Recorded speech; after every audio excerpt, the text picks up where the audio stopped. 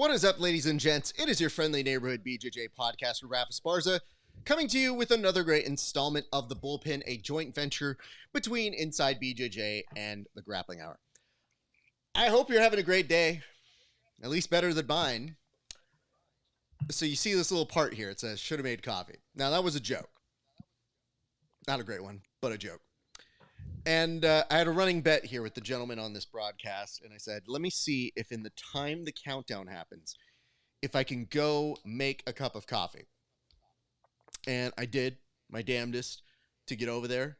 Wife kind of screwed things up. She didn't replace the water filter. Run it against the clock here. I made it back in time. Unfortunately, no coffee. Here's what happens.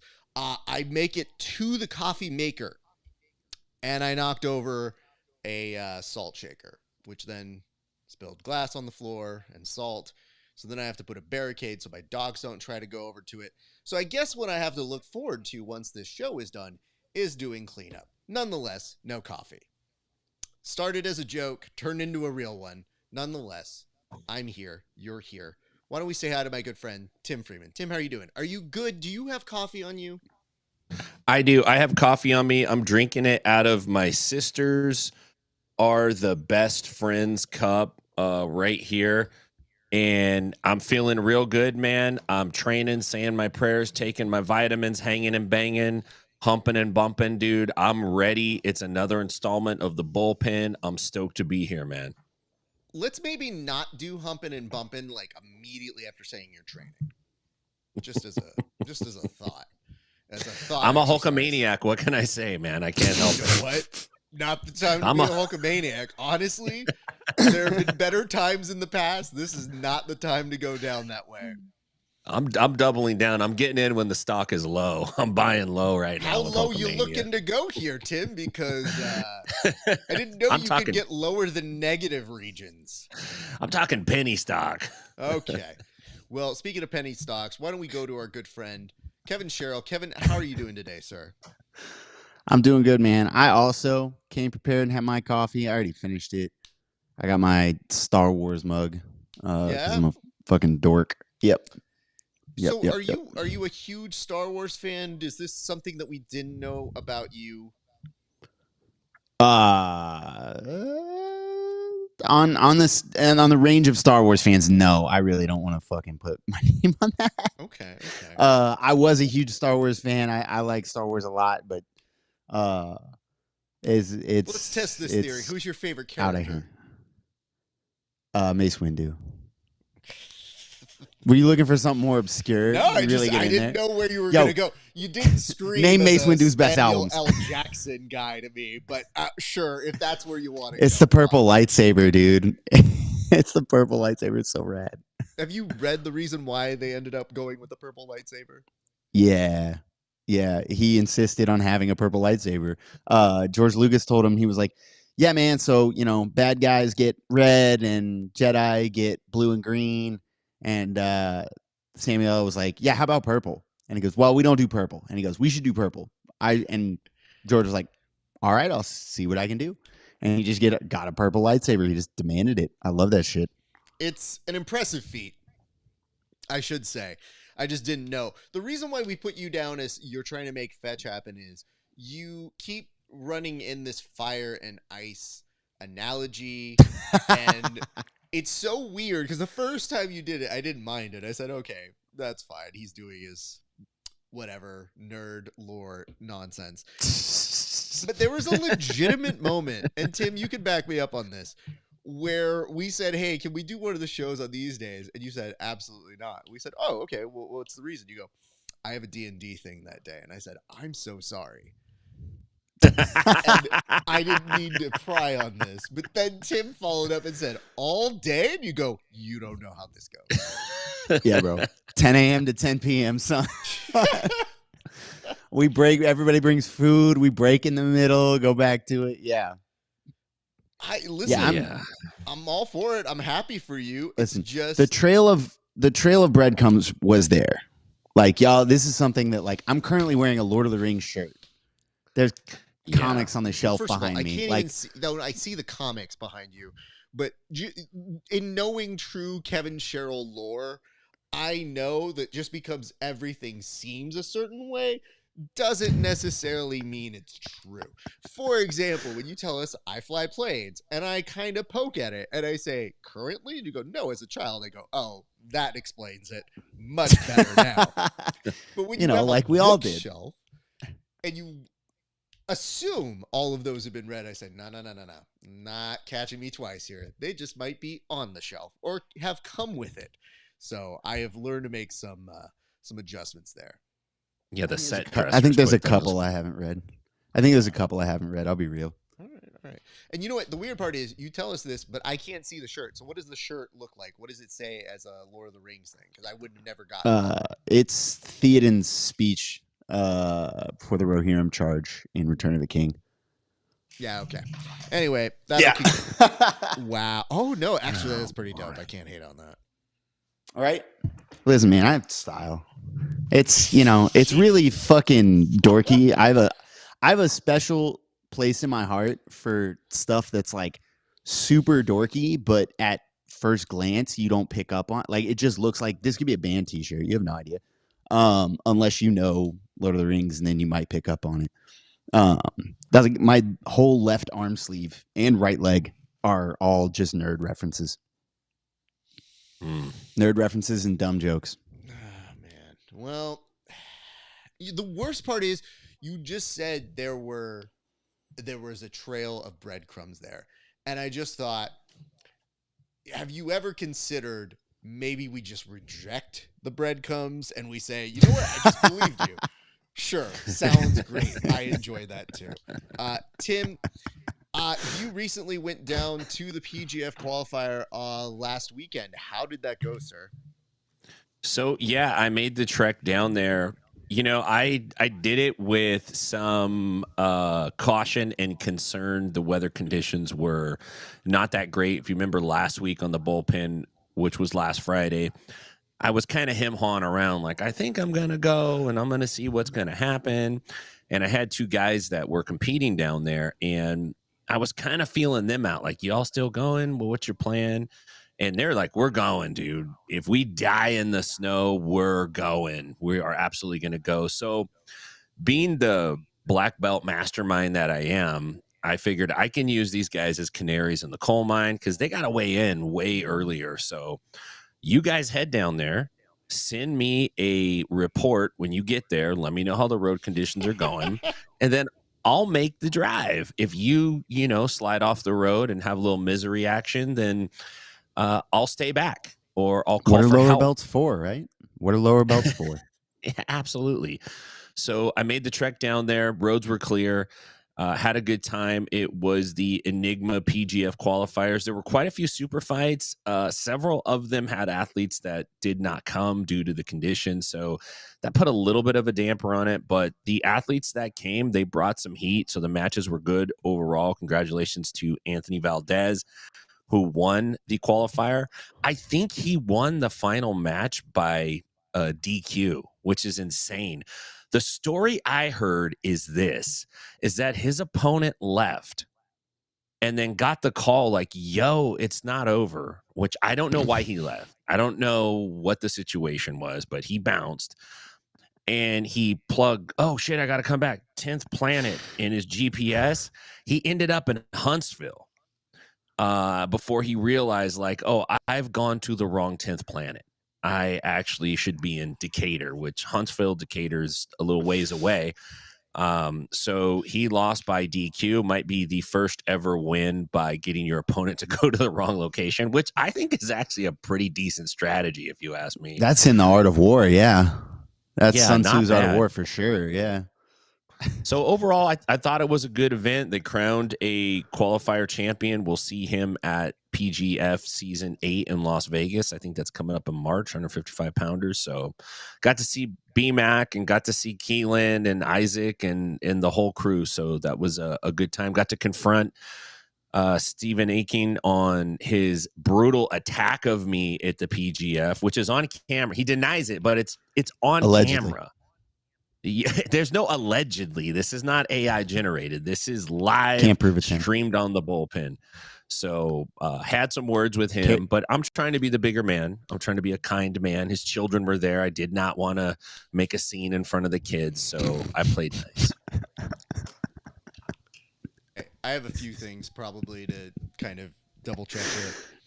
I think the first thing I should probably check here on, Tim, is the fact that you had these students that you said, you should go. Try this food out for me. If you live, the king shall eat it. But Kevin hears this, and in his perfectly sing-songy brain is thinking like, they're going on a journey. And it's going to be about friendship, and it'll be great. And we'll learn lots of life lessons. And I go, no, he literally sent them out to die in the conditions that looked like this. And this is why Tim was like, maybe I shouldn't go. And instead said, you know what, I'm going to send my students as a result to let me know if this looks safe. This is literally, that is the image from the Alabama Traffic Department website where they had the road conditions. It's just all icy symbols. Let me point this out. There is nothing to report here because there's no more space to put cars on this thing. At a certain point, you don't need to put any more placards. You know it's not ideal conditions. Yeah. So you brought that up. But I saw something that I thought merited at least some discussion from the group before we get to the board. And Christos, I've heard, has done a great job. He has been nonstop working, right? And then I see this photo, and I need you to give me some context here. Tim, what is happening here? Because to me, it looks like somebody working on their Tight 5 at the Comedy Store.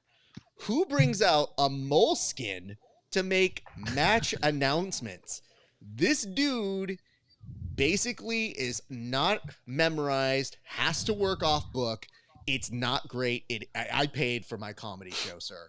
So what was happening with this young man in this moleskin book? And I say this as a moleskin fan. That was actually the King James version of the Bible. We just had a quick scripture reading passage before each match.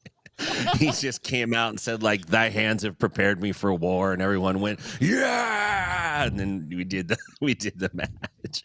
I think what was happening is the weather caused so much chaos for the lineup that he was just handwriting things in, and then he would go up there and read it. It does look a little too official for Decatur. I mean, no offense to any Alabamians. His Joker, like, hey guys, what do you think of this one? So do we not like homeless people? Okay, we're gonna move on to this other joke. You guys ever notice bus fare? Bus fare ain't what it used to be. Yeah, he was working out a set, dude. Bro. Give him a break, man. I mean, listen, if anybody is gonna get critiqued on this show, it's gonna be about their comedy. Bro, that's vintage PGF. As soon as it went back to Decatur, it remembered who it was. And we're making match announcements out of a notebook and looking for people in the back. Like, we're going back to our roots, baby. So hold on. There's a whole apostrophe section, or an asterisk section, I guess I should say here. And this is Egghead. He needs some attention. So let's go ahead and give him some notes. The first thing he said was, who's the guy on the left? New addition.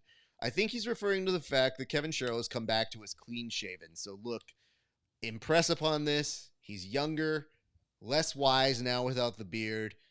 Perhaps certainly equally as insane. We don't know. And then he added, wow, a big nerd. Nice. And I feel like this is why you and Egg have this unholy alliance that we don't quite understand. But like, Kevin's the guy, like the jock, that's like trying to tell the nerd, like, I'm one of you. Believe me. I promise you. And Egg's buying every second of it. And I swear like, listen, to God, Kevin, if I'm going to get in with the popular girls. You're fucking getting kicked off this show. Don't you fucking she's all that, Egg.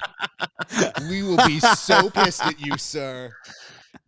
I think what it is Kevin's putting the breadcrumbs down and Egg is picking up on them like super quick, dude. He gets it, dude. He Egg gets is the one it. that just revealed himself as like, actually, it was better in the first book. Starts off a little bit rough, but if you finish it all the way through, I mean, it's great. The Hobbit trilogy, underrated, would say that. So anyway, I want to know who's gonna pick up on when you asked me whether I'm a Star Wars fan. Who out there is a Star Wars fan enough to know like how loaded that question is? And I'm like, man, there's no way for me to answer this in a succinct time period. My feelings about this fucking series of movies, these dumb movies about fucking space samurai. I got a lot of thoughts.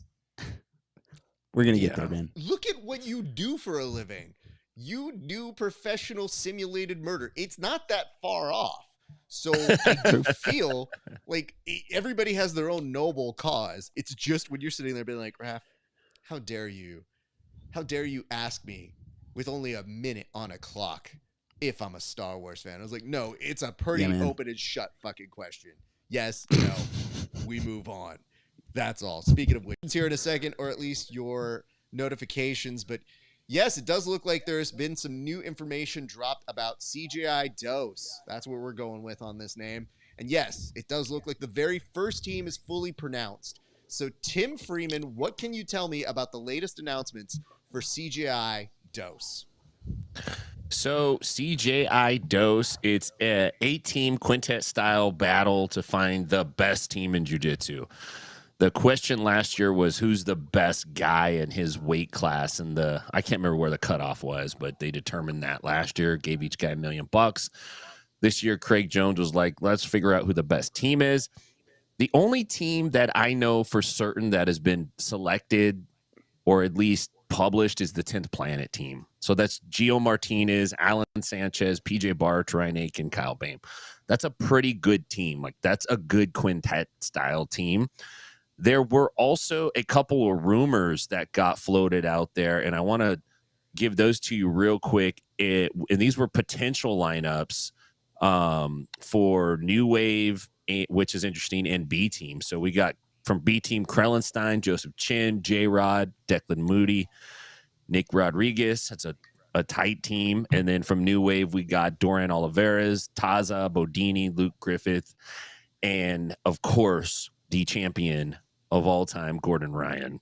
So there's some names being floated out there. AOJ could put up a really stacked team. Autos could put up a stacked team. So these are the things going out there right now. More importantly, the VP of grappling from one championship, the one and only Tom DeBlas, came out and clarified just real quick, because I know everybody was thinking about it. He made sure that everyone knows there are no scheduling conflicts with ONE FC and CJI2, so we should expect to see the ONE FC athletes competing in CJI2. Thank you for clearing that up in January, because that was high on my list of concerns and worries about CJI2. I'm just trying to get in the building right now. That's all I'm trying to do. We can get in the building. That's what I want. Everything else is gravy, but I'm looking forward to it. CJI Dose. Dose, that's right. Let's get Dose. that. That should be the official CGI Dose. Should 100% be what they Can run. I tell you why I did this? Is because Craig tried to take Mexican karate, and I said, you know what? I'm going to take it back from Craig. So I'm going to do the branding on this show as CJI Dose, because it's my way of reclaiming the whole Mexicanness of this. Because I'll tell you, a little jealous, I never came up with Mexican ground karate first. Nonetheless, you've seen the announcement here. Kevin, you are somebody who has probably already put together some groups in your head of who could be teams. Is it a strong move, or is it maybe a little foolish to put up one team this far in advance? I think it's foolish. I'm hoping that the Bullpen gets in as the official pre and post show, and I'm hoping that y'all lose me to CGI Dose, because we have a lineup, American Top Team does, that we would love to submit, but we don't want to I don't want to. I'm sitting here thinking, man, do I even talk about it? Because there's some cool fucking names that I really think, but I don't want to talk about it. I think it's a little. As soon as you set your lineup, everybody else is going to be making sure that they have a lineup that can beat your lineup. And if there's only one lineup out there, they're gonna lock in on you. It's the curse of like if you're the title holder for like the UFC, there's like 8 guys behind you that are all just watching you and trying to beat you and make sure they can beat you. They're not looking at each other. They're looking at the guy who has the belt. If you're the only name, the only list of names out there, everyone's going to lock in on you guys. So I think it's a powerful play if you're trying to make sure you're in the tournament, and I think it's potentially going to bite you in the ass when the tournament actually comes around. I thought it was bold, but I also have a fear, which is that I've seen enough EBIs to know that sometimes the advertised poster does not make it to the actual event. Now, granted, they're very usual list of names that you would expect to be as their 5. I guess the weird part to me is if you put it out in January and nobody else has put any out, do you run the risk of maybe giving a little bit of a tipped hand? And the thing is, to my knowledge, Eddie contacted Alex Wendling, and she put it out there for them. Nobody was saying you got to give it to us now. And I didn't know if I thought it's a little too early to do it or, man, I don't know that I would. So I'm in a space where I'm trying to hear it all out. I know there's no 10th Planet super fights, right? Like famously 10P people don't do super fights for this specific reason. But like, I wonder how much infighting that's going to cause because that's the usual customers. Those are the guys you would expect to see out of the 10th Planet lineup. But like all of a sudden you got some young and hungry guys that are thinking, I can make 6 kilos. Where's Gio at? Let me get in a bracket with him and let me make a point. Like you see that all the time. People fighting each other trying to get the spot. For the $1 million tournament, I wonder if it's not going to cause, like, if I was Eddie, I think my biggest concern wouldn't be the performance side. It would be, man, I don't want to be fucking hearing it for the next few months from everyone who didn't get a spot. That would be the primary issue. I'd rather announce it last second, just not to deal with them. Yeah, I mean, I think there's an element of that. I think you're right. But as far as I can tell, Eddie handpicked the team and basically was like, this is the team. I'm Eddie fucking Bravo. Like, deal with it. And he rarely does anything like that, to be honest with you. The other thing is what if it's a head fake? What if it's just like, hey, this is the team, and then everyone puts their teams out, and then you actually have another team? It could be a way, and I don't know if Craig talked about this, but it could be a way of making sure that 10th Planet gets a team out of the 8 teams. You just put it out there early and you're like, this is our team and we're going, and you almost put them over a barrel in a way. I have no idea. I don't know if that's true or not, but that would be my suspicion. That's the advantage to announcing early, right? And there is absolutely nothing you can like hold back, especially with like an affiliation as deep as 10th Planet. There's nothing anybody's going to say when he goes, turns out fucking instead of PJ Barch, we're putting in Andy Varela or whatever, right? This far out, that lineup's not set in stone. That's just a bunch of big names that people can get hype about that can get them a spot and lock Eddie and 10th Planet spot in. Solid play. I just wouldn't want to be listening to, I bet he got a lot of angry phone calls after that lineup went out. You know what the weird part is? I looked at that list and I said, just based on their importance to the 10th Planet system, it's hard to argue with the names, but I'm sure if you're a competitor, you want your shot. I don't know if everything is always fully locked in, but if that is the fully locked in group, it's good, but we haven't heard everybody else's. So now I'm in a place of we're going to have to wait and see. And, I'm happy that PJ will be in it. I think that's pretty dope because at one point, even for Aiga, I couldn't tell where PJ was. I saw that they were going to do like a runoff. There was supposed to be a qualifier. Like all of this stuff just seems to be talk. And I think we're trying to figure out how it's going to play out. But nonetheless, Very excited. No dates officially, but it is looking at August. And we did get a note here, and it says, but if CJI dose conflicts with ADCC, where does Gordon compete at both? How would they conflict? Because this is I an think off ADCC year. maybe he means next year. Gordon said he's not doing ADCC anymore. And we know Gordon always sticks to his word, so. Yeah. This is his retirement. This time, I mean it. I like the idea that anytime you see a band that's like the Rolling Stones, it says, nope, this is the last time.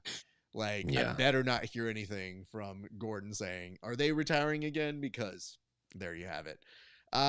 Yeah, I don't think we're running into that issue this year. I think it's just more so of a CJI dose, August 2025.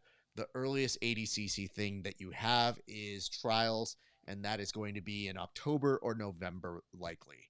But I don't think Gordon has to do the trials, unless he did tease it last time. He's like, wouldn't it be fun to do the trials and then make your way back? And all of us just say, like, can you just find something else to do? Like, yeah, listen, man, the spotlight can be off you for a weekend, dude. Like, wouldn't it be crazy if I did trials, right, guys? Yeah, man, that'd be fucking crazy. It's just fucking amazing. Nonetheless, we will move on to our next topic, which is there have been some announcements about who's number 126. It's coming up sooner than you think, but over here we obviously have Jimenez being put there, but he's got a very good dance partner in Elder Cruz, but that's not the only announcement.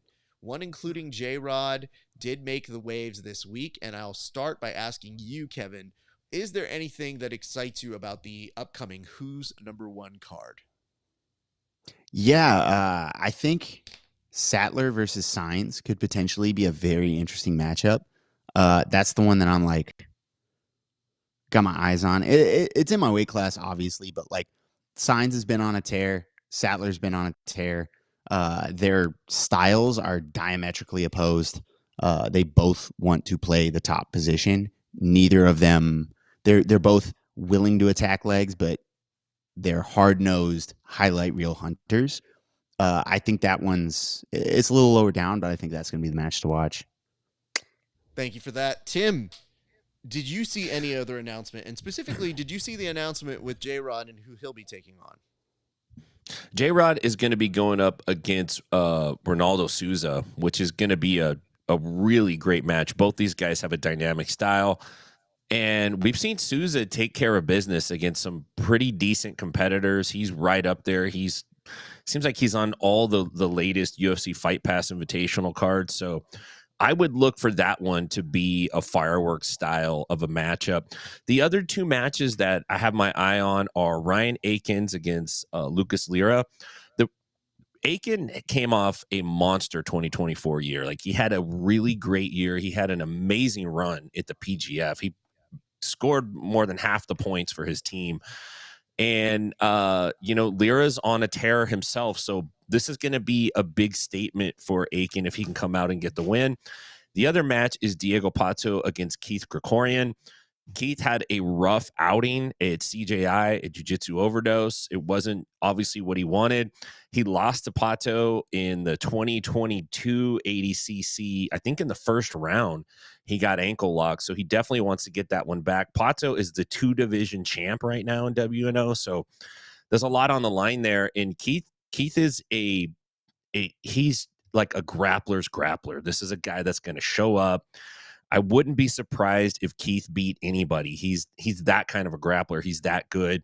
I think it's going to be a real good match. It might be flying under the radar right now. I think people may be just assuming Pato's going to take that one home. But I got my eye on that one as well. Thank you for that. I also just got a note from Kevin that says he will not be here when I press this button. So we're just going to look at his microphone for a minute. Oh, yeah. He's busy reading The Hobbit right now.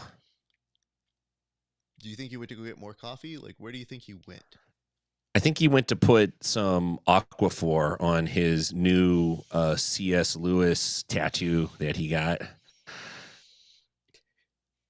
What's up, Kev? You good, Kev? You gonna unmute yourself? Uh-oh. Yeah. There we go. Kevin, we had even bets to figure out what you did while you were away. All right. Confirm or deny. Did you go off screen to read one of your nerd novels? No. Okay. You know I can't read. They all have pictures. You know I can't read. You know I can't. Kevin starting every sentence with "you know" is always a terrible start. Yeah, As you know, so I bad can't it's read. good, though. Sorry, I'll dress it up for you. He believes that we also know of the Kevin lore. Naturally, as you're well Do you- aware.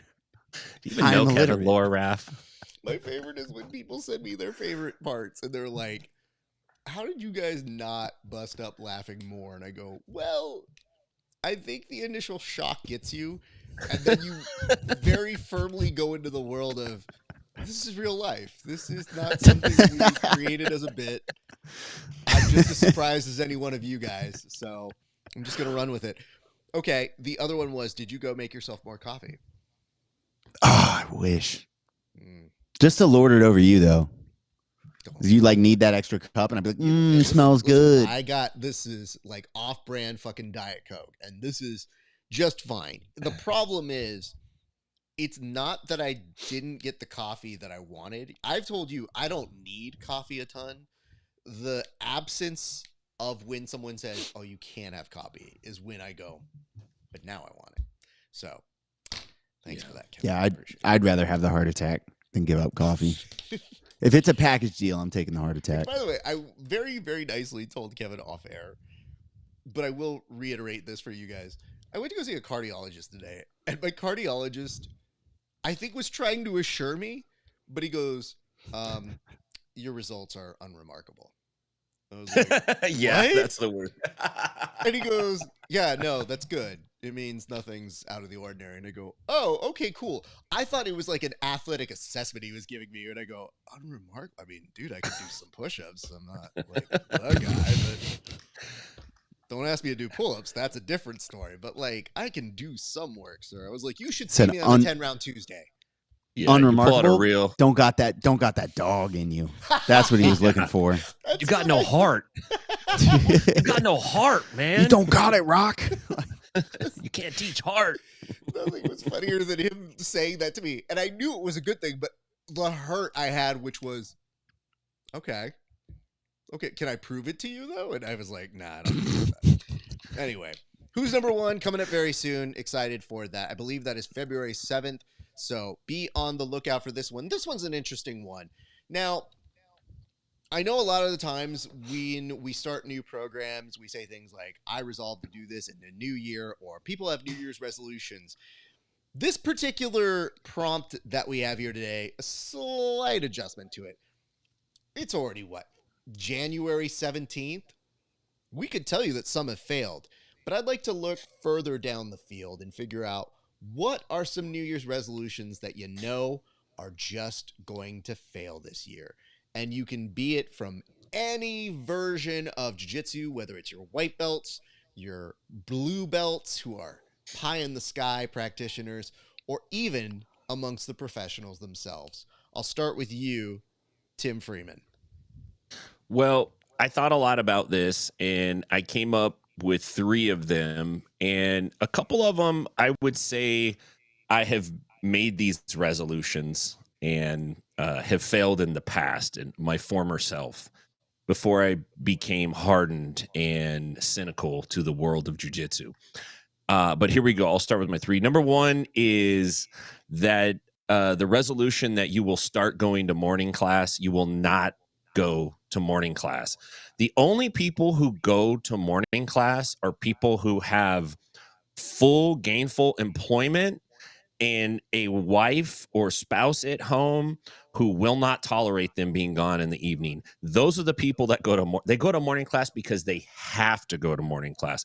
There's only one guy getting up at 4:30 in the morning, and we all know who that guy is. He takes pictures of his watch and puts it on Instagram. The rest of us are fantasizing about it, putting it out there, saying we're going to start going. You're not going to start going. That's going to be a failed resolution. You should wipe it off. The second one is, and I hate to say this, but you're not going to get your blue belt this year. God damn it, Tim. What is wrong with you? You got way more work than what you Preach. think you got. I know Preach. you're saying that the game's really coming together and you're really figuring out cross. I'm ready, coach. I'm ready. I'm ready, coach. You're not. You don't have none of that shit figured out. You're terrible at it. I'm telling you, you're terrible at it. So just keep going to class. You ain't getting your blue belt. Not this year. 2026, early 2027. That's more appropriate. And then the last thing that is going to fail because you're going to get tricked in the end, and it's happened to me the last 3 years, this will not be the year that you cancel Flow Grappling. I guarantee it. You're going to see that credit card bill for $149.99, and you're going to go, damn it. These fuckers got me again. They got me on the auto renew. This will not be the year you get off Flow Grappling. This will be the year that you continue with your subscription because you don't pay attention to it and they catch it every time. As per Tim Freeman, the best day to not attend class was yesterday. The next best day to not attend class is tomorrow. Kevin, what are the failed New Year's resolutions that you see out there? All right, well, Purple Belt has already missed warm-ups. That's going to happen. Always injured guy, he's already injured again. He swore he would flow roll. He was like, yeah, man, I'm going to limit if I'm not feeling the round, if I'm kind of out of it, I'm not going to go too hard. And then he felt like, he was like, hey, we said 40%. I feel 41%. And now they're fucking wrestling on the benches off the side of the mat. Yeah, always injured guy is already injured. The leg locker guy is not learning top game. He's not going to learn how to wrestle. That dude's going to stay a leg locker forever. Now, no shot he's working on his double leg. Yeah, man, 30 reps after practice every day. That lasted 0 days. He was like, I'll get him next. I gotta get out of here today. But tomorrow I'll do 60. And then he's never done them again. My favorite one is absolutely going to be the brown belt guy. He's not drilling. No shot. No shot. He just pulled up to class. He did a couple reps, and then he started walking over to other groups and telling them, yeah, see, what you got to do is this is the way I do it. Let me show you. That guy, he's still doing that shit. He's not drilling. He's not working on his own game. His game's done. He has completed it. He's good to go. He's just waiting to get that teaching black belt, that participation black belt, and he's good to go. Thank you for that, Kevin. Can I just add one in here? I don't want to take up the time. I mean, clearly the time was used to the best of its available potential there. The one that I want to add in is this. Hey, listen, I know it's fun out there to go compete, okay? You're not going to do adult division. If you have the option to go do masters, what are we talking about here, kid? Don't go out there. Some of us have done it, and I did it by accident, by the way. I did not do it. I tried to get out of it, and there was a dude, you know who you are, Ty, Adanaga, who said, yeah, sure, do adult, Raf. What could go wrong? I don't know. Flying Darces. That's what could go wrong. Attacks from a prominent MMA competitor for LFA.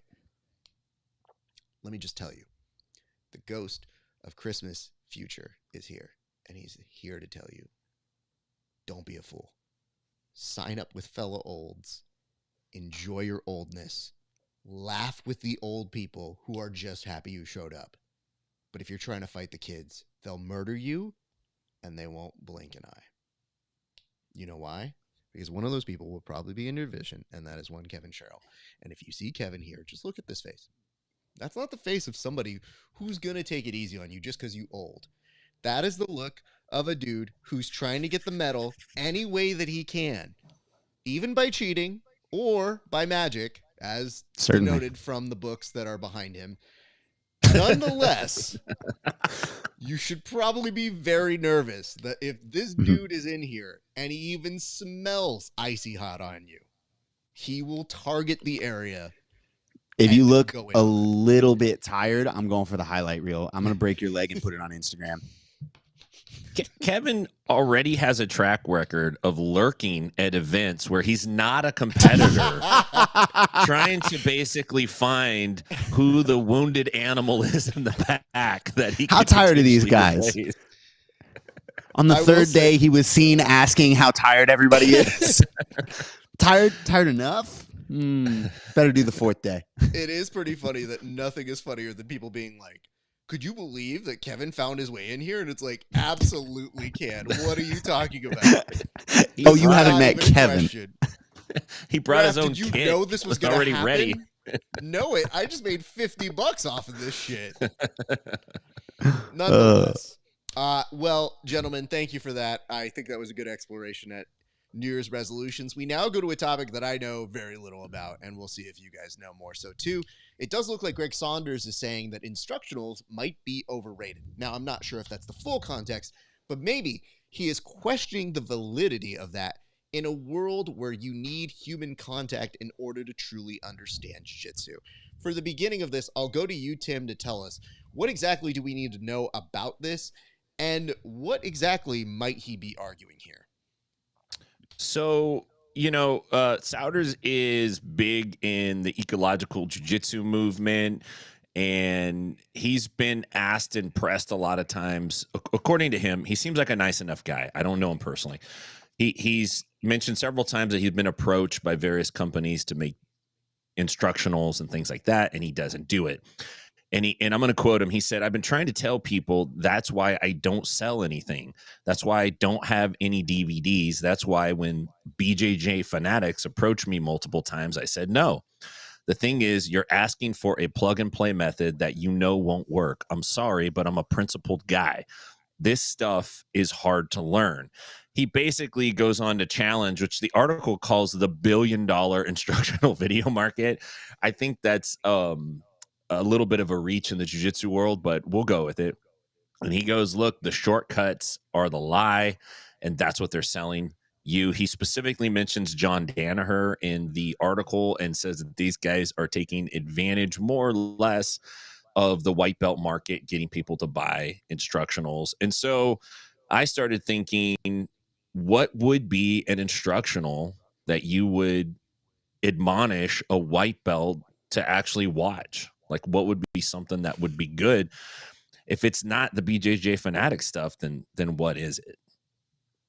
Thank you for that. I'm going to come first for a reaction to Kevin, and then we'll get to your question. But Kevin, what is your reaction to all of this for a $1 billion industry for instructional, sir? All right, I got to actually apologize for those of y'all that saw me just roll my eyes super hard at the mention of Greg Souders saying that instructionals don't work. And then he made a bunch of really valid points.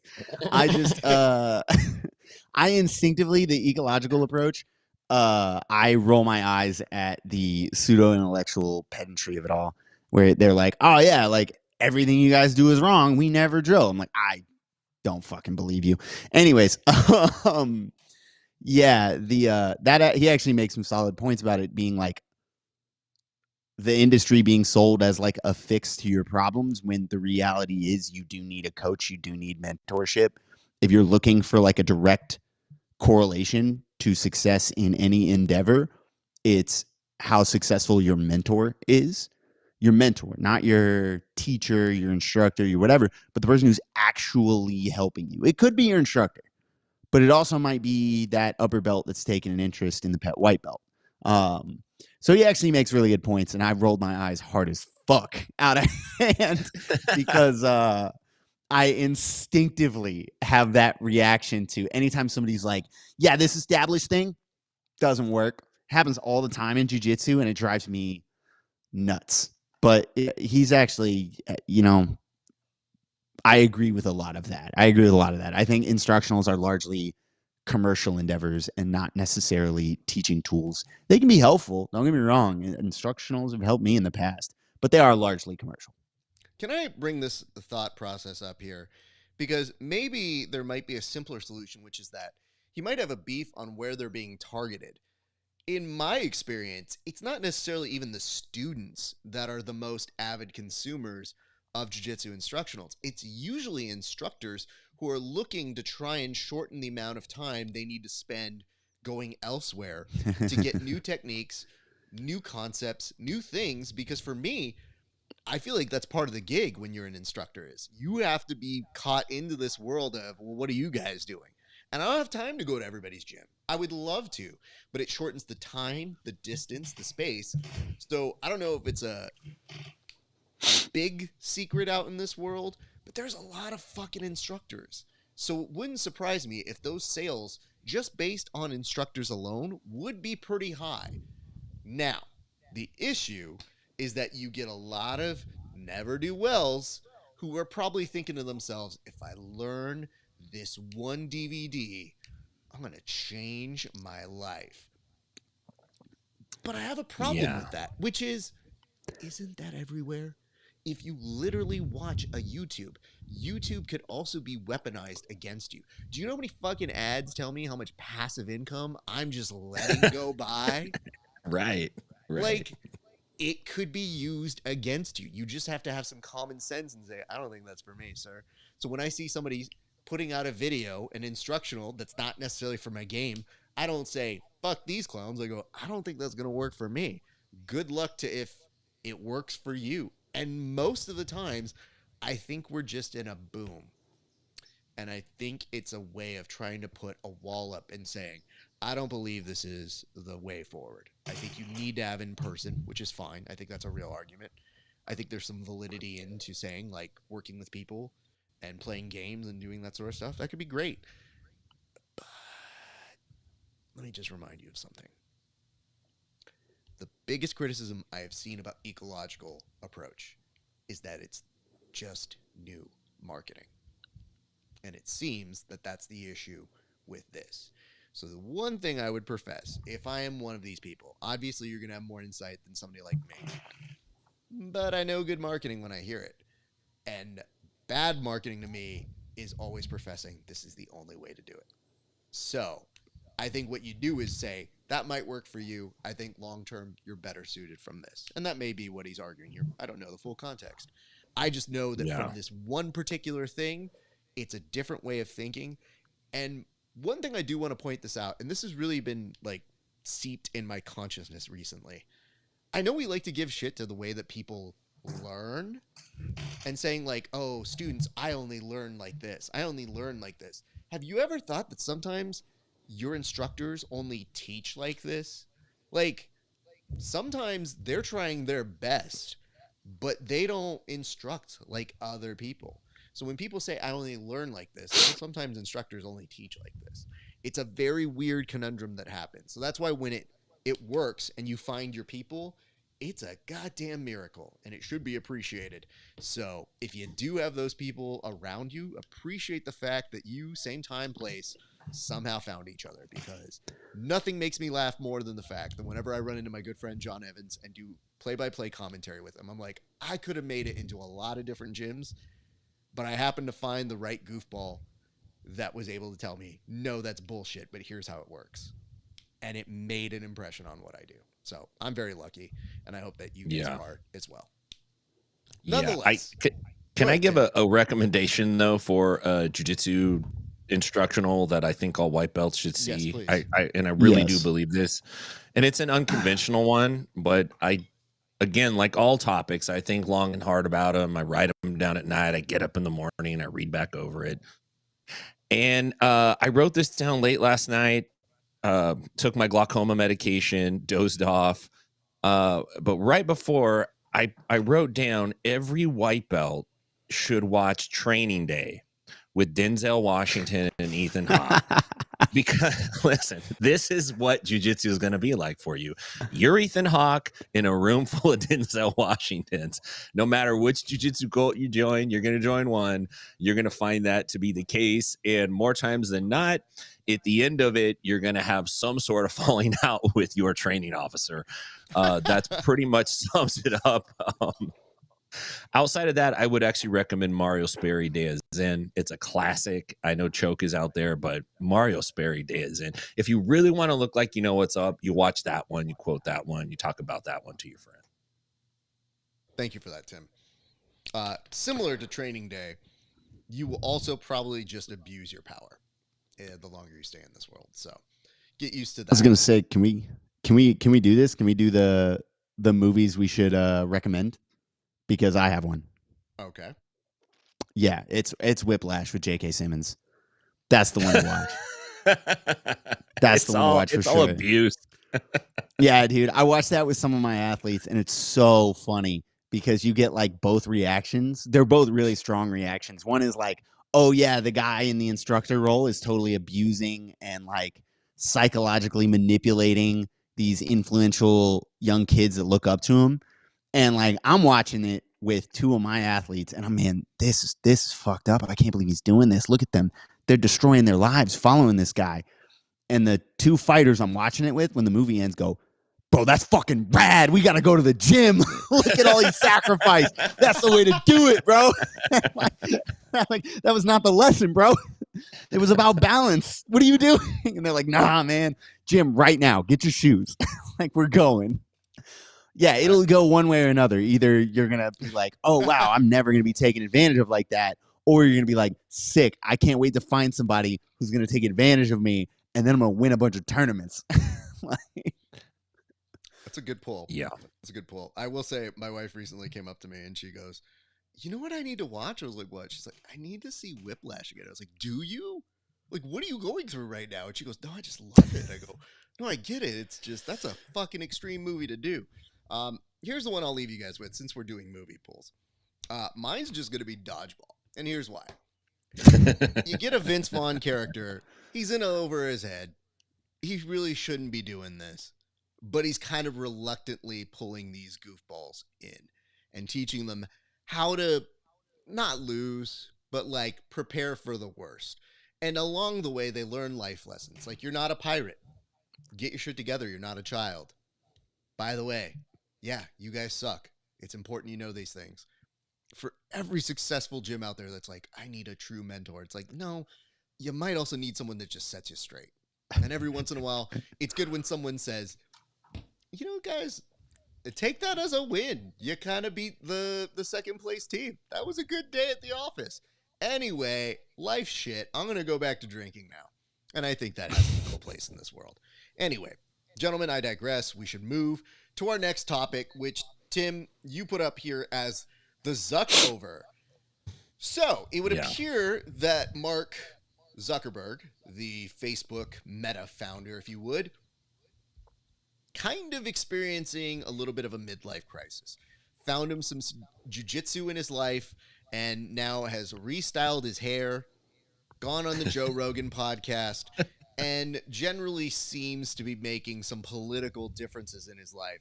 So I guess I'll start here by asking you, Tim, what exactly is involved in the ZUCKOVER, if you would? Well, you know, I think you're right. It has become obvious that Mark Zuckerberg, he's in the mid to late stages of his jiu-jitsu makeover. And this happened to me, by the way.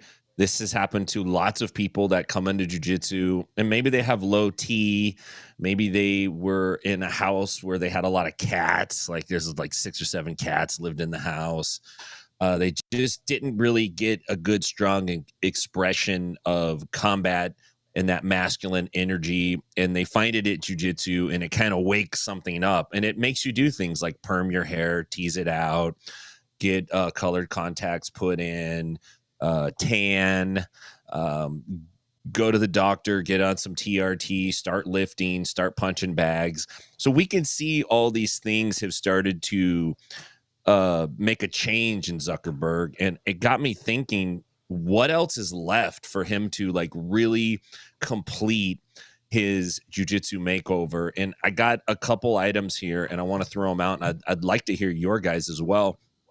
Number one is, if you're going to really fully complete the jiu-jitsu makeover, you have to start teaching the kids class. That's like 100%. You have to do that. There's no other way to really complete the makeover without being the kids class instructor. So that's something that he should definitely take up. He should look into that. I know he's a busy guy. I know he runs a big company, but I think he can carve out enough time to run the kids session. The other thing that you definitely need to do is make a trip to Brazil. And I'm sure he's been to Brazil, but does he have the picture by the Christ the Redeemer statue throwing the Shaka sign? That's a definite tall tale sign that your makeover is just about complete. And then the last thing is really one of the dark secrets of the jiu-jitsu makeover. And I'm sure, I don't want to speak for you guys, but I would be willing to bet that you guys have engaged in this activity, and it might be the most important part of the makeover. And that is to start shit posting under your troll account on Reddit Jiu-Jitsu. It's extremely important in your jiu-jitsu development that you start engaging in that online warfare for the betterment of yourself, for the completion of your makeover, and really for the uplifting of the jiu-jitsu community. And then it also gives me fodder to talk about once a week on this show. So jiu-jitsu changes lives, and we know that, and we can see it. Zuckerberg is a prime example. Thank you for that, Tim. Kevin, what is your response to the Zuckerberg changes? What have you noticed most, and what are the changes you agree with or disagree with in Tim that will be soon to be featured by those going through that crisis in their life? Well, if jiu-jitsu really saved his life, he needs to show it the same way everybody does. He needs the belts tattooed on him. I think he's, what is he, a blue belt or a purple belt now? So go ahead and get the 5 belts and get the ones that you already have filled in, maybe with some dates, maybe a little quote about, Gardner in a war, war in a garden. I don't know how it goes, but you do. Maybe some kind of animal in a gi, like a gorilla or a tiger. That would go very well. But if it did save your life, get the belts tattooed on you in a giant stack going down your leg or across your chest, maybe tricep if you're feeling like being a little, like a little subdued. You don't want to be in everybody's face about it. You just get your whole tricep. That's what he needs. That's a true jujitero or jujitsoka, if you're getting, if you know the deep lore, has those tattoos. That's the only way we need to identify him in public, is by where he's at in his journey, marked in ink on his skin forever. And then preferably he reaches like purple or brown and then never gets the black belt. And it's just weird. I love that. Love to see that. That's when he truly falls out of love with it. Can I just say this? Okay, I have a few notes here. First and foremost, this whole I have to go on Joe Rogan to really show people I'm not a robot. Great. This whole thing that he's doing about talking about masculine and feminine energy. If you look like Zuck, I don't care what they've shot you with. You don't need to be talking about this. There is nothing about the photo in the top right that will tell us this is the guy. This is the dude who's going to tell you about masculine energy. Yep. He's really going to do it. I just feel like we're in a weird space, and Kevin is one of the first to lead this charge, which is sometimes jiu-jitsu be dumb. And this is one of the times where I think to myself, I have to remove myself from the cult. When Joe Rogan the next day goes, yeah, I was here. Nothing turns you into a libertarian like jiu-jitsu. And it's like, you know what? Probably not. But I love the fact that that's what you think. It's just maybe you got a cop buddy and a couple other pals that are all the same. That doesn't mean it's a universal thing. And especially when we talk about jiu-jitsu as a douchebag filter, I don't know, man. Have we checked that one lately? Do we need to get a new filter? Because looks like there might be some shit stuck in there too. I would tell Listen, man, Seth Daniels is still in the sport. It's clearly not working. I haven't felt the need to pick on Seth recently. Dude. Wherever he is. No. I almost did it for resolutions because he had a bless you, resolution Seth. about not being negative and not engaging in the negativity. And I wanted to see how that's holding up. A stress test for the resolution to be like, oh yeah? I want to see if he gets in the comments. I wanted to do it just to check and see if he'll engage in the negativity. I feel like, what happens is in person, Seth and I always have like a good experience, bad experience, good experience, bad experience. I feel like that's going to be the real test, because I feel like the next time I see him, I'm going to be like, I think I'm supposed to be a good experience. We'll see if this goes down. I just know that when we talk about all these things, and I saw all these different proclamations we can make from jiu-jitsu and Zuckerberg, and him going on Joe Rogan. I was like, or he's just doing jiu-jitsu. That's probably more of what's happening. And it's cool that he's doing it.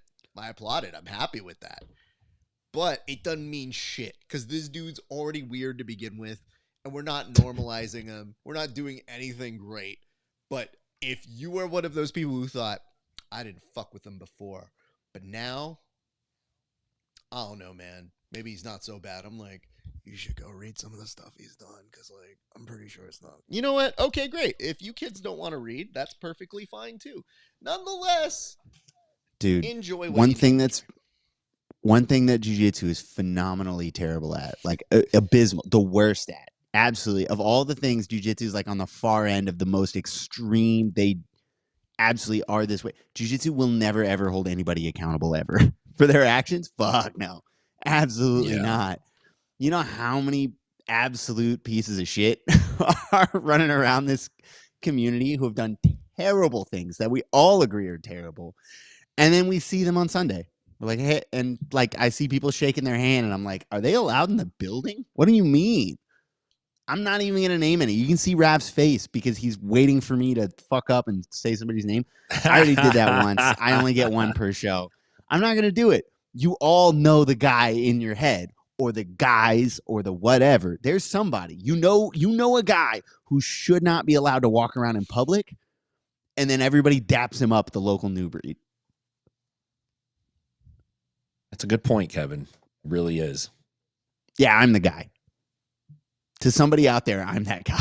Like, this dude shouldn't be allowed out tournaments. You are. Yeah. Someone actually took action against you. Yeah, I've been banned from no places longer in the jiu-jitsu allowed. community. Yeah. I think I've Damn, they people, actually held me accountable. That's crazy. Just to let you know, I've had people over the years in a comment section try to drag me and be like, you interviewed this person. I was like, because they won. Not because I like their politics. They just won, dude. And they're like, yeah, you platformed them. And I was like, 10 years ago? Jesus fucking Christ. Okay. The person you already know who he is, that guy, I platformed that guy. The guy you know about already. Okay. Yeah. And nonetheless, we're going to move on, but I will say this. To Zuck, I'm glad you're enjoying jiu-jitsu. It's a complicated thing. I don't know what else to tell you, but the real signifier here that you're part of the community is now you got to get roasted, because that tells me if you have a real jiu-jitsu experience or not. A lot of celebrities can get the star treatment where it's, oh, kid gloves, you guys are great. No, if you're truly in jiu-jitsu, you're getting roasted as fuck. So welcome to the community. That's how you know you're real. That's what real people feel. Hopefully, see you soon on the mat. We move to our next topic, which, by the way, I guess takes us to another installment. Before I press this button, just know one thing. RAF ESPARZA is good at a lot of stuff. Really good. Spends a lot of time plugging this stuff away. I did not change the theme song. And here's why. Because it's extra work, and I just didn't do it yet. I will in the future, but for now, enjoy something that says PGF Court, even though it's Bullpen Court. You know the difference. You've been here, I guess, for whatever one. Anyway. We should just cut all of it. It should just be, the only edit should be just the word bullpen as all the. Swear to God, Kev, I was going to do it live. I was 100%, if I didn't have to put on this fucking I'm so sorry. I was 100% going to be like, bullpen. Just kind of pop it in. Not to say it still can't happen. We'll see what happens here. All right, go ahead. All right. In 3, 2, 1, go. Is real. The participants are not actors. They are not skilled enough to be actors. They are actual hosts litigating on behalf of the athletes and the audience of the PGF at an undisclosed underground court in Las Vegas. Both parties have agreed to dismiss the internet and settle their disputes here at Bullpen Court. There we go. Okay. So Perfect. I almost had it on sync perfectly. The only thing is I had to commit to not putting on the fucking robe. So we'll see if it finds its way here. All right, gentlemen, we're going to go ahead and have our debate right now, which is, be it resolved, should the next CJI, aka CJI dose, heard it here first, include super teams? What is a super team? A super team means that these are people who all compete together, meaning not some randos from other organizations. They all have to be within the organization or the affiliation to which they belong. I'm going to start here first with Tim Freeman. Tim, I'm going to put 1 minute on the clock for you. So we're saying a super team, just a point of clarification, Your Honor. I want to make sure I understand this before I levy my argument. You know what? Give me a second. I'll stop the clock for you, but go ahead. We're saying that a super team has to be composed of athletes from the same team. Same affiliation. Okay, so I thought it was the opposite. The super team is where you can get anybody. That's what I thought too. Okay. Disagreement. Real teams versus super teams. Gotcha. Okay. Well, let's do this. Right here. Oh, I do love this. Oh, again, this is why you're the fucking demo for this. Be it resolved and all the debate nerds' ears perked up. Yeah, I throw that in there every once in a while. All right, let's just do this to make it as simple as possible. We'll say real team and super team. Does that make sense? Make sense to you guys? Yes. Okay. Yes. So let's give the definition again. For the purpose of today's debate, Tim and Kevin will be debating the merits between a super team, meaning people who are basically bought into one giant conglomerate team, or a regular team or affiliation that you are used to seeing. Tim, time will begin on the clock for you. So my argument is absolutely not. You should not have super teams. They're not real teams. We're in a building phase in jiu-jitsu. We need to pump up the actual athletes and the actual teams that these athletes belong to. And when you have a super team, it diverts attention away from the actual team. Teams like 10th Planet, teams like ATT, teams like Atos Jiu-Jitsu, Art of Jiu-Jitsu. Listen, nobody follows a super team. Neither of you guys can tell me who was on the 1997 MLB All-Star team. Nobody watches the Pro Bowl. You know why? They're super teams. Nobody cares. They take focus off the real team and they put it on the fake team. The only thing I want to see a jiu-jitsu super team do is sing We Are the World. I want to see Danaher running the monitors. I want to see Gordon with half a can up singing because he's got cauliflower on the other side. I want to see Gary Tonin on the keyboards. That's what I want to see. Outside of that, super teams don't belong in jiu-jitsu. They divert the attention away from the individuals and the actual teams. For that. All right, Kevin, I'm coming to you now. You have 1 minute on the clock. Yeah, I'm arguing in favor of super teams. I don't see why in a sport filled with, and I say this lovingly, as one of you creantes, we need to put that much emphasis on the teams. The significance is on the athletes. It's on the individual performance. It's on how well they do individually, not team-based. If you start doing super teams, you start cutting out small gyms, people that are championing, one good guy came out of there beating the odds, but he doesn't have anybody around him. He doesn't have other people. He's just still with his guys, right? As far as viewership, of course you want to have super teams. If you look at all the Marvel movies, everyone has seen the Avengers. Who the hell is out there watching like the third Ant-Man or whatever, right? Like the individuals don't matter. It's when they all come together that we tune in. You get to access all of that talent. Why wouldn't you leverage as much entertainment as possible? Who gives a shit what they call it, right? Avengers versus Justice League versus I don't know. I never watched the Aquaman movies. Let him in. Okay. I wasn't sure. That sentence was hanging off of 4 different modifiers. So it took me a second to figure out, wait, is that done? Oh, period. I got about 20 seconds after I made my point. I realized I was still talking and I just. Thank you for that. All right. It happens when you think. For you, the brain catches up to the yapper. The shock and awe, you tell me. Kevin, you now have 1 minute of cross-examination time. Cross-examination? Do you remember how this works? Yeah. Okay. Yeah, I had them mixed up, but yeah, go for it. Cool. Wait, what do you mean I have them mixed up? Don't worry about it, man. I'm not here for the thinker, but I'm caught up. I'm good to go. It's a Tolkien thing. You wouldn't know about it. First of all, everybody shut up here. the way it works is Tim goes first, you go, then you do cross-examination because you just win. Yeah, I thought he was going to cross-examine me. It's fine though. We're all good. It's good. I thought he was going to use our... that time to write his questions while I was cross-examining him. Kind of. The worst part is, you guys haven't both really been on, so it's been a difficult thing. So yeah, you can tell there's a little ring rust here. Kevin cross-examined the shit out of Tim. A lot's riding on this go. Hell yeah.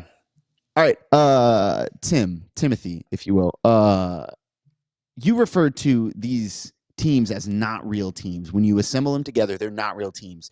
That implies that there aren't actual bonds between these athletes. Tim, do you have friends from other affiliations?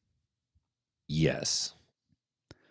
So would you say that the bonds you have with those friends, could you give me a name of somebody, a friend of another affiliation? RAF ESPARZA. Right. Would you say that the bond between you and RAF is just as real regardless of affiliation? Yes. That was a very hesitant yes. Makes me feel like you don't actually like RAF, which I feel like is going to hurt your Your Honor, case. can I object to that? Because that's totally I'm It's on record now. Still my time. Very hesitant yes. I just, you mentioned that super teams divert attention, but I feel like we are something of a super team, and we have done anything but we do well together. This is a super team. You would take that away from us? Time. You're out of time, dog. We just have to assume he would have said, yeah, I would take that away from you, because that is his argument. Noted. All right, Tim, you now have 1 minute of rebuttal time. The time begins. Kevinette. Okay. If you were in a band, would you want to make split it 5 ways, or would you want to split it like less than 5 ways? Could you clarify it? The money. The reward. Which money? The reward? Do you know how bands work? Okay, let's assume they call it. Do you watch the All-Star game? Which All-Star game? Any sport. Yeah, I watched the NBA's All-Star game. Okay. When I used to watch the NBA, I watched the All-Star game. Okay, so you don't watch them.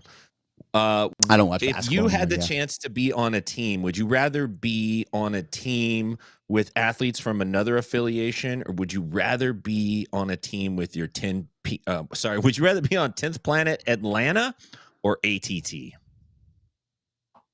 I'm confused. What was the question? Oh, come on now. He's being willfully ignorant. No, I'm not. I was saying it started as what basketball team would you rather, and then it became which of these two real affiliates. Neither of those is a super team. Both of those are real teams. What I'm saying is, would you rather compete on a super team with people you don't know, or on a team with your homies from ATT? A winning team. So, both. Okay, so it just depends on who's winning. All right, I'm okay. done. We are Tim, the super team. That's what I'm saying. I'm going to hold you in contempt if you keep talking. Tim, you have 1 minute for your closing statement. Okay, listen, peoples of the court. I will admit that I'm a little bit rusty. It has been a little bit of time, and my experience with this court is that it's testy and it's temperamental. It could be all 4 seasons in one day. But having said that, I have high respect for this court, and there needs to be accountability in jiu-jitsu, and this is one way we bring it. Super teams are like super bands. Nobody fucking listens. Nobody cares. Nobody pays attention more than one time. It's a popularity contest. It's an Instagram contest. If we want to build the athletes, we should build them as individuals or build up the actual teams and affiliations that they compete on. Outside of that, there's nothing stopping some big organization from throwing a bunch of money at guys and coming in and winning the best each time. You're basically going to have the New York Yankees of grappling. And let me tell you this, nobody, not even Dodger fans, nobody likes the Yankees. So my argument to you guys today is no super teams. Thank you for that. Tim's time has expired. Kevin, your closing statement. Yeah, Tim's mentioned the band comparison, but when bands go on tour and they want a high turnout, they want to put on a good show, they go on tour with other bands. They don't do a solo act. They bring other bands with them to leverage their combined talents, their combined pull to bring in fans of all of them. Something we could do with grappling. When you talk about teams you would like to be on, the Dream Team, which was a conglomeration of opponents from various places who all came together with their very real bonds to compete together for something bigger. Like $1 million sounds like a big thing, right? When you're talking about like, oh yeah, if we do this, then we'll have the New York Yankees of, grappling. That's got an emotional pull for people already. They're like, oh yeah, like I don't even watch baseball. And I'm like, yeah, man, I don't like the Yankees. Right? But it gets you going. It engages viewers, right?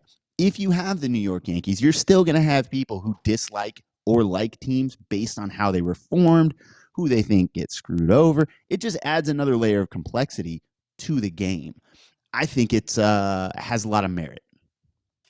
Thank you, Your Honor. Also, I would like to also note that in my closing statements, I didn't actually attack the fairness and legitimacy of this court. Just saying. Like certain what would other be the people. Fairness and legitimacy I'm of just- the court that I just noticed that was how Tim opened his closing statement was with talking about his experiences this court being negative. I haven't had that. I think the court's great. That is noted for the record. All right, gentlemen, my rendering is as follows. First of all, I want to go ahead and bring up the idea that, yes, it was concerning that neither of you knew how to define this from the very beginning. That probably should have been the telltale sign that this is not going to go well. Number two, this was something I was very much looking forward to clipping and showing off to our friends who have been involved in CJI. I don't know that that's happening.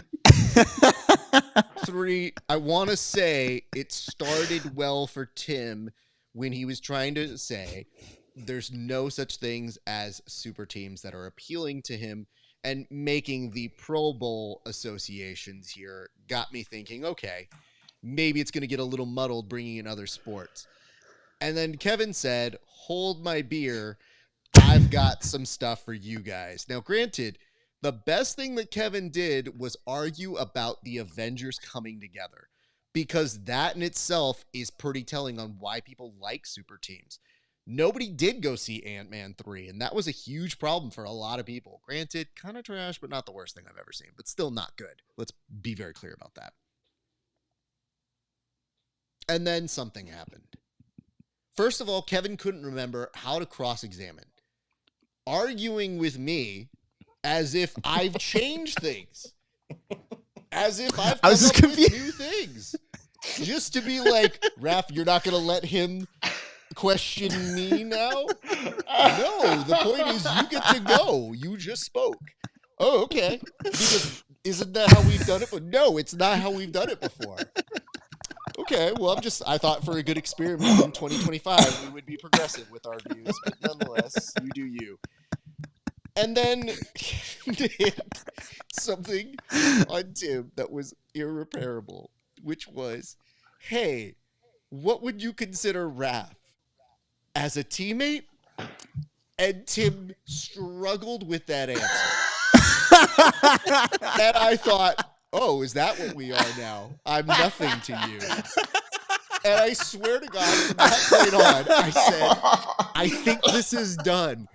And I'm going to be completely honest with both of you. The next 4.5 minutes of whatever jargon either of you were spitting were so incoherent that Tim re-referenced a previous case of You Like Baseball, which we've already brought into this court and said is not an effective form of argumentation. And Kevin just kind of stumbled his way through a closing statement that just said, stuff. And by the end of it, I'd like to point out that at least I said that Raph's not a bad teammate. Am I right? Am I right?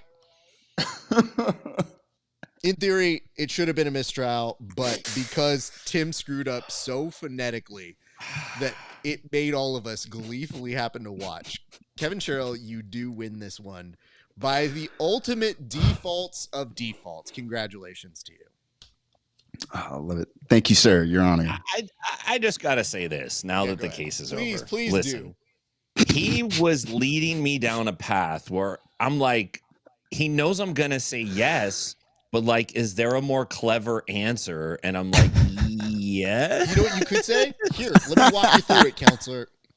RAF ESPARZA. Yeah, I mean, he's obviously a great training partner and friend, but I think he's more the exception rather than the rule. So why don't you bring up somebody else? Do you have anybody else that we could talk about? Because he was asking you to bring up any person. Do you have a I can't teammate? believe Do you. you have a friend? I can't believe you picked Raph. And then you picked me, and I go, oh no, okay, we'll see how this plays. And I was thinking, I'm prepared for a lot here. And it's like, do you consider Raph a friend that you would have on a team? And the space in your voice between the ellipsis and the next sentence was so staggeringly loud that I go, Tim, if you think there's any way you're gonna Holy shit! I should have. You know what, Tim? I can tell you this right now. If Kevin shut his mouth and said, "I'm done," I should have just said no further questions. I would have 100% awarded it to him right then and there. I probably would have just been like, instead, I had to hear both closing statements and still evaluate them. And then as Kevin's doing it, essentially getting to the end and going like, I mean, and you go, doesn't matter, Kevin, you won. But the whole time I was doing my closing statement, I was like, do I really have to do this or are we done? Like, that was a brutal one. I'm a misunderstood genius lawyer, and it's hard because people don't get me. You know what I mean? Like, coming out of it. Get you in that argumentation. Bro, you watch your closing statement again. And then what I'm going to do for you, hold on. When you watch that closing statement, I'm going to show you the isolated footage of just me. Okay? And I want you to just tune in on me, trying my best to hear it out and writing notes like, oh, no. And there may be a pin throw down, but for sure there's a moment. Anyway, gentlemen, great job, but kind of. I would say this. I'm very excited to go to our next and one of our last segments, if you would, which is getting to the fight, because I should kind of reveal this. This is at UFC 311 at the melee that happened yesterday at the Intuit Dome, which is here in Los Angeles, and that technically falls under my jurisdiction. So when these things happen, I sent the video to the boys here, and I said, gents, we obviously have to do this one. But for me, it's not just doing this one. It's also trying to explain why Mexicans fight, which is really, honestly, a never-ending story in this world. But nonetheless, I will preface it with this, which is, if you think it's a good fight, it's not, but also perhaps not the worst fight we've ever seen. So, having said that, gentlemen, do you have anything that you would like to say before I put this fight up here for everyone to see? It's a good one. It's a good one? Okay. Well, yeah, let's do this. I liked it a lot. I'm going to pull this one up right now, and I'll walk you through the first take at it. But before I get started, let me point something out. You're about to see some T-shirts. Pay very close attention if one strikes out to you. As we see, gentlemen here, lots of Mexicans angry at each other, getting into some fisticuffs. And yes, this cameraman, untrained. But I want to zoom in on this shirt. What possible hooligan could be involved? Could it be someone wearing a Craig Jones Invitational shirt? Yeah, guys, this one strikes near and dear to the hearts here, because this is somebody who probably has a good sense of humor but got dragged into nonsense. And then you're thinking to yourself, well, let's see how his hands work. Well, first, you see him trying to pull people away. Then you see, bam, this is my favorite hit, by the way, because this dude hits nothing but nothing. That is an impressive feat when you are charging at someone when you make 0% contact. Nonetheless, they go on. They get broken up by this dude who's also, was he holding coffee at this moment? Yeah, this dude, oh no, I think he has a beer in hand, which by the way, I just went to the Intuit Dome. Very expensive, so I could understand why he would want to keep that going there and make sure everything's good. Did it calm down? No. It just looks like a really lazy mosh pit at like a very aggressive alternative scene. But nonetheless, I don't feel like we learn much from this fight. We just get really sad for the fact that these guys probably learned their striking from Craig Jones himself. So I'm going to take my first at bat with it. Kevin, I'll give you the next at bat if you wouldn't mind. There's 2 CJI shirts here, right? Mm-hmm. Like, I'm not crazy. These guys look very similar and have 2 CJI shirts. I love that. They squatted up. I'm absolutely here for it, man. Yeah.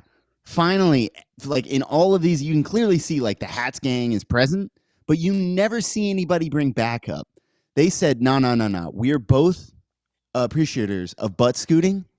I'm in there. I got you, buddy. I don't think they even knew each other. In addition to that, I want Super Smash Brothers to add the beer in one hand as an equipable item. I want to be able to play Street Fighter and just have one guy have a beer in the hand the whole time. Like, that's accurate. If we're going to have brawl games going forward, the beer in hand, and then I need like the pants to come down every now and then just over the butt crack. Just that's real fighting. You know, that's attention to detail that we need to see in future. I'm watching on my phone because my thing is pixels. Understood. Just so you know. I'm perfectly okay with that. I just didn't want to start playing it until you had view on it. Wallow says that's a super team for sure. Tim, why don't you take your stab at it here, sir? Yeah, you guys are missing that. This is actually a modern day version of the Warriors. If you remember the great line from Cyrus, and you dig it. This is backwards hats versus forwards hats versus CJI sent their small startup gang. It's a 2-man squad. They also came to the gang meeting. There's also the hoodies, and then there is a slew, this new gang called the Videographers, and they're all on the side with their phones filming this. A real lack of stand-up training here, like a serious lack. There's lots of whiffs, lots of swings and misses, lots of there's one particular guy with a very bad haircut who is jubilantly videoing the fight here. He comes up on the left side. Wait, but I've never seen. Did we just pass him? He's well, I'm looking at it on my phone also because it's a little choppy on the feed, but copy that. This is a lot of pushing and shoving and not a lot of punches landed. I don't see one downed opponent. I didn't see one knockdown. I didn't see a trip. I didn't see a hair pull. I didn't see a foot sweep. I just see a lot of dudes swinging. It kind of looks like a junior mosh pit. Like you're practicing. This is the mosh pit warm-up area before you go to the mosh Tim, pit. I didn't catch this the time before, but he's hitting it with the daddy chill. And the one guy has the Fandom Lives Here shirt right at the beginning. Fandom lives here. God, so you got you're right. He's like the guardian angel of the group. You know, that group from New York City. He's just got his beret knocked off. He's there to actually keep the peace. Pretty good fight. I don't like seeing people get hurt in fights. I like to see fights where they like it's funny and bounce humorous off and each they other. both kind of walk off. Yeah, this is definitely that. You know, you're too young for this, Kevin, but there used to be a Disney show on the Disney Afternoon called Gummy Bears where they would actually jump around, and anytime they hit a surface, they would just make a sound that was the equivalent of boing, boing. So every time I hear these guys make contact with each other, that is the noise I hear. It's just consistently a lot of boing, boing, boing, boing, boing. So there's been a lot of that, but I want to point out one last thing here. And I don't know that you guys thought of this. Do you think that they were fighting some ADCC people? Because I didn't hear one form of analysis here. Like, why are they fighting? We never get that deep in here. We just see the fight, break it down. This time we have inside information. Was this an ADCC versus CJI fisticuff fight? There's a guy in the crowd that looks like he's wearing a sweatsuit. I'm going to put this video in my story for viewers because it is worth it's so worth the journey. There's so much going on to just sit there with your phone and just tap it. Just freeze frame every half second and look at the crowd. There's some dude in a sweatsuit. There's a guy in a Weird Al Yankovic looking wig thing, but I think that's his real hair. Like, Oh, that's Heath. Yeah, for real, bro. So, like, you sit there and just look in the crowd. You might be right. This might be some, like, this is how it's happening, man. This is how it happens on street level. You remember the old, like, what was it? Luta Livre versus Jiu-Jitsu rivalries that were just rocking Rio? It's happening today, man. It's ADCC versus CJI. The streets aren't safe anymore. Well, I think they're safe considering seeing this actual fighting. I feel like I could have walked right through that. Just straight through the middle. Excuse me. I have a coffee in my hand. Please move. Having just gone to the Intuit Dome and knowing how much those cost, which, by the way, I don't know if you guys have experienced this. At the Intuit Dome, you have to take a photo of your face, and that becomes your way of scanning, if you would. So you get scanned to walk in. It just like, womp. Cool. Welcome, Raf. Hello. You walk in to get a beer. Womp. Thanks, Raf. It's already been charged. So imagine me coming from getting 2 beers just to the side away being like, oh no, I'll be fine. Guys, move. Yeah. Don't fucking hit me. I would have not spilled at all, even with the worst pour possible. And I'll say this because this only happens every once in a while. Went to Monday Night Raw there. We had floor seats. And one of my friends told me, he's like, Raf, you've ruined me. And I was like, how? He goes, I can't sit with the pours now. And I was like, oh, no. And I go, I hope you don't understand. Like, I'm not actually rich. I just know how to get bang for my buck. And he's like, no, for real. You get good deals. And we walk in. They go, oh, hello, Raf. Oh, it's from my face. Right. You don't actually know me. Sure, right. And they go, please enjoy the Intuit Dome on the floor level. And I was like, I'm sorry, what? Oh, I don't have to go eat and drink with the pours? And there's private bathrooms down here? Guys, I guess what I'm saying is I saw how much the tickets were going for UFC. Entry level for the nosebleed of nosebleediest, $550 before tax. Damn. And then they changed the main event. So I'll tell you this. I'm all for fighters looking out for themselves. But if I had paid for that, I did not. And I paid that $550 plus tax. And I woke up this morning and I saw someone's back hurt. I would have been like, sir, you owe me that money. Because what the fuck are we doing here, people? And I'm not even mad. I'm just like, dude, it's going to suck. It's not as good of a main event. Islam is going to just dog walk through Moicano. Nonetheless, gentlemen, I think that's going to do it for us. Let's go ahead and plug some stuff. Tim, tell the people where they can find you, sir. Inside BJJ, all your social media platforms. If you're out in Nashville, check us out at 10th Planet Nashville. And if you're out in Stockton, please go see 10th Planet Stockton. Also, the fires are still going as far as I know here and there, and people still need help. So make sure if you haven't donated or you're still considering it, that you pull the trigger on that. Thank you for that. If you guys are so inclined to give, the best way you can do that is with 10th Planet Pasadena. Find their Venmo, make donations monetarily because I believe they have enough supply, so much so that they actually ran out of space. They have to go to a new space to do that. So just keep in mind, though, I think even though you donated now and they're saying hold donations, mind you, this is going to be a long fucking recuperation. So know that those donations will probably come into effect. Again, we are going to check in on our friends. This is not a one and done situation. It's going to take a long time to rebuild for them. So let's look out for them. Kevin, tell the people where they can see you. At Kevin Grapples on Instagram, or come by American Top Team Lima or Superfly in Atlanta. Come through, come roll. I appreciate that. Thank you so much. By the way, Kevin, there's a gentleman when you go back to Superfly. His name's Caleb. He's down that way. I think he's visiting. He does a whole bunch of videography work. I told him to go find you, and I knew you would know what to do with him upon that information. So, just saying. You know what I mean? Like, he's good, but, like, you know what I mean? Like, it's going to be good. Yeah. He just got his purple belt, so it's like a good way to introduce him to that world. Give him a little Raph sent his regards. Hey, listen. I'm just saying. This is more for you than me.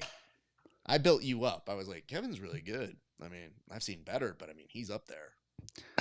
Had to slip in the I've seen better. You see what you did, Tim? You started this. Now it's tearing us apart. You brought the negativity to the friendship, and now it's. I brought the negativity to the super team. You really nailed me on that when you said this is a super team, and I'm like, damn it, Kevin. The best was then looking at Tim going, well, Tim, what are you going to say? And Tim goes, don't worry, I'm going to find my way through this. I'm lost. I don't know where to go here. I just know it's getting real dark out there.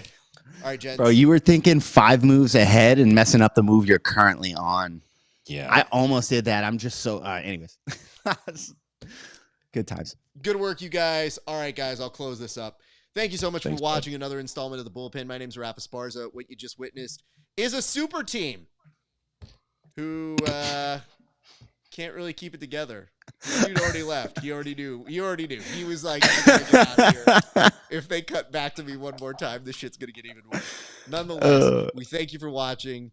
Find me at Grappling Hour. Lots of new interviews coming up very, very soon, including one interview with Matt Mash that's going to be coming on the YouTube. A lot of other friends are joining us in the near future, so look out for those at Grappling Hour. And you can also find me patreon.com/Grappling Hour, Apple Podcasts, Spotify, rate and review where you see it. Check out rafesparza.com/merch for some new merch. And ladies and gents, that's going to do it for us here at the Bullpen. Thank you so much for making us the destination where you come to talk some bullshit and enjoy what is happening in the jiu-jitsu world. On behalf of all of us here, it's been a great day for grappling. We'll see you back on the mats.